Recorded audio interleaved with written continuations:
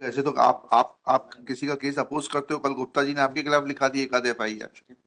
गुप्ता जी उपाध्यक्ष रह चुके हैं बार के। वो तो असत्य है, उसका बच्चा ही नहीं है। वो किसी और के साथ जाए, वो XYZ के साथ जाए और आपका नाम ले दे। लड़की चीफ में बोलती है कि मैं अभियुक्त को नहीं जानती। होस्टाइल डिक्लेयर करने के बाद बोलती है मैं इसके साथ दिल्ली गई थी और जो बच्चा है वो इसी का है। DNA रिपोर्ट कहती है कि ये बच्चा इसका नहीं है। DNA रिपोर्ट पॉजिटिव है क्या? चलिए क्या आगे बताइए। हाँ पढ़िए। प्रोसिक्यूशन मिला PW2 PW2 मिला। मैं हाजिर अदालत आरोपी कमलेश पटेल को नहीं पहचानती हूँ। मैं 15 वर्ष की हूँ। मैं कक्षा 8वीं तक पढ़ी हूँ। मेरी जन्म तिथि 2-3-5 है। मेरे साथ कुछ नहीं हुआ। मैं कभी थाने नहीं गई। तो मैंने आपसे पूछा DNA रिपोर्ट क्या कह रही है? रिपोर्ट हमारे फेवर है मिला। आप नेगेटिव है? जस क्या कहाँ है वो एग्जिबिट C? P1 मिला। इसको जैविक पिता भी नहीं माना मिला। हमको मिला इसका एक बच्चा है। ठीक है समझ गए। बोलिए। Yes Soni ji. Prosecutrix is hostile. DNA report is against. क्या करना है उसके बाद? पॉक्सो क्या हो जाएगा जब उसका है ही नहीं? आप किसी को भी फंसा दोगे ऐसे तो। आप किसी का केस अपोज करते हो। कल गुप्ता जी ने आपके खिलाफ लिखा दी एक आध FIR। गुप्ता जी उपाध्यक्ष रह चुके हैं बार के। तो बताओ ना किस आधार पे कन्विक्शन मेंटेन करेंगे? आप तो बताओ, हम आपको सुनेंगे। On what basis conviction is to be maintained, especially when prosecutrix has turned, मतलब in examination in chief itself she has said that इस आधार पे कन्विक्शन क्या पढ़े ना थोड़ा, इट इज इंटरेस्टिंग। ये बायोलॉजिकल रिलेटिव बताइए, मदर नहीं बताइए आयुष।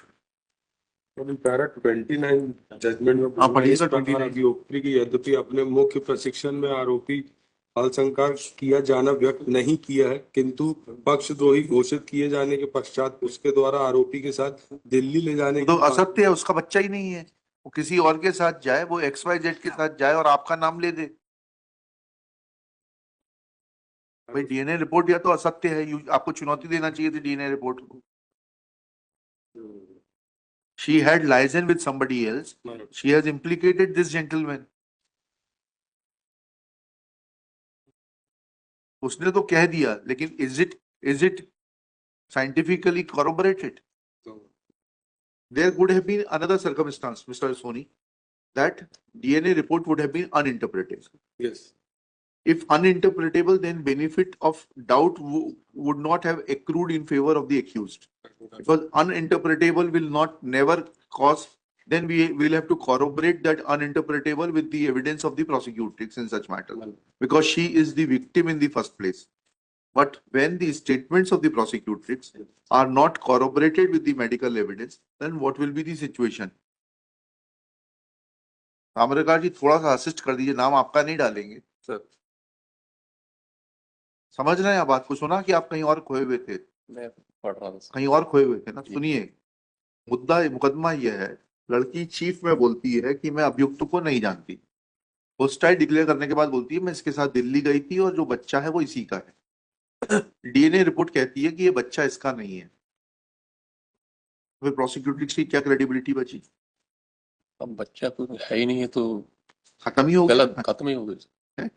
अच्छा जी बैठिए देखिएगा। In fact, my lord, only summation would be that in some of the judgments, my lord, DNA report is also not exactly said to be conclusive, कि सिर्फ उसके ऊपर लाए करके। तो आपको करना चाहिए था ना, ये आप ही का तो डॉक्यूमेंट है, ये प्रोसिक्यूशन का डॉक्यूमेंट है ना।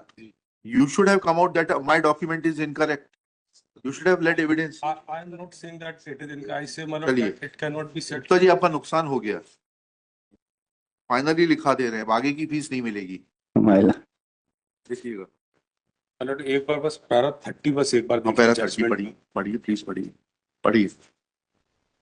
I am reading from 5th 6th line, मतलब पैरा 30। इसके अतिरिक्त यहाँ तक प्रदर्शित की एक DNA रिपोर्ट एक मिनट, इसके अतिरिक्त जी DNA रिपोर्ट में आरोपी कमलेश अहिरवार के बच्चे का जैविक पिता न मानने के संबंध में जो अभिमत व्यक्त किया गया है, तो यह अपने आप में ही बलात्कार के विषय में अभियुक्ति के साक्ष्य के किए जाने का आधार नहीं बन जाता, क्योंकि बलात्कार के अपराध के लिए यह आवश्यक नहीं है कि यदि अभियुक्ति से कोई संतान उत्पन्न हुई हो तो यह स्थापित किया जाना चाहिए कि अभियुक्त उस संतान का जैविक पिता है। इसके अतिरिक्त प्रदर्श P6 डॉक्टर आर के पटेल द्वारा अभियुक्त के संभोग समक्ष क्या होने- लिख रहे हैं भाई, क्या ये लिख रहे हैं? एक जैविक पिता किसी और से, बलात्कार किसी और से, ये कहना इनके खिलाफ हमें जांच के लिए लिखना पड़ेगा, इनकी फाइलें लेनी पड़ेंगी इंस्पेक्शन के लिए। क्या लिख रहे हैं इंस्पेक्शन के लिए, क्या लिख रहे हैं? इज देयर एनी मतलब ये हो गया कि हम यहाँ बैठे हैं कि गुप्ता जी के जितने केसेस आएंगे या XYZ वकील साहब के जितने केसेस आएंगे उनमें कन्विक्शन ही करना है। तो इस मनस्थिति के साथ तो हम फिर जज कहलाने के लायक नहीं है। Please try to understand. There should be some logic. There should be some reasoning. The evidence of the prosecutrix has been falsified. What evidence she is giving after being declared hostile means that she had liaison only and only with the appellant and nobody else. Therefore, she is saying with certainty that the child which is born is biological, appellant is the biological father of that child. I totally understand that. And what kind of reasoning he is giving?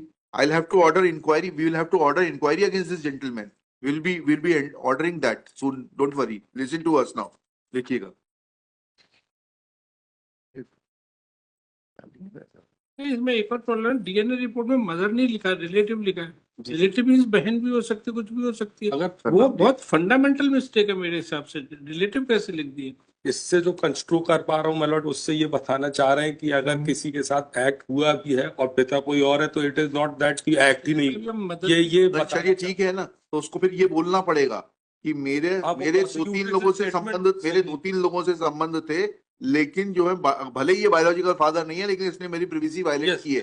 ये statement उसको specifically देना पड़ेगा। But in this case मतलब उसने statement कुछ और दे दिया, that is why case बस खत्म हो गया, वो सीधे तो खत्म कर रहे हैं। I totally understand. और इनकी जांच के लिए आपने पॉइंट आउट करके इनकी जांच और करवा दी। नहीं मतलब पॉइंट आउट सिर्फ ये बताना चाह रहा था जजमेंट किस पे बेस्ड है। इनकी जांच होगी ना, आप क्यों चिंता कर रहे हैं? Not required. नहीं, it is required because if they do not understand that how the evidence is to be appreciated, then they are required to be given training. He is having his own judicial mind. हाँ ठीक है ना, we are not disputing that.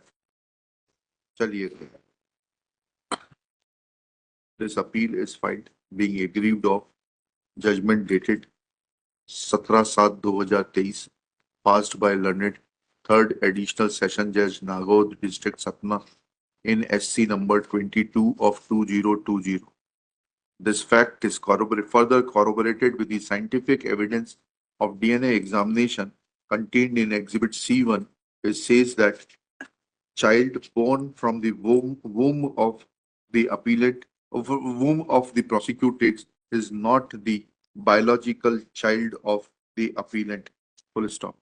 Thus, we have no hesitation to hold that learned trial court recorded conviction without appreciating the evidence on record. Full stop. It firstly failed to read the cross-examination of the prosecutrix and secondly corroborate it with the DNA report Exhibit C1. And when these two facts are corroborated, then trial court has committed a grave error in recording conviction of the appellant and wasting his time in the jail, in the custody. Full stop.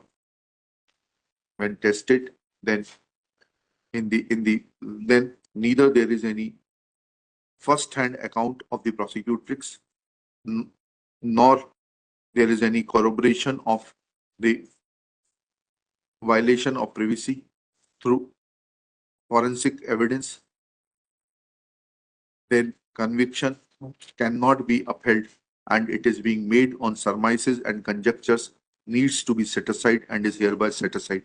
Appeal is allowed. ठीक है ना, वो conviction under section इतना set aside, not required in any other case. Even एक line ऊपर और लिखना ना, even PW5 has admitted that at the time of the admission of the prosecutrix, her parents had not given any document in support of her date of birth or any birth certificate.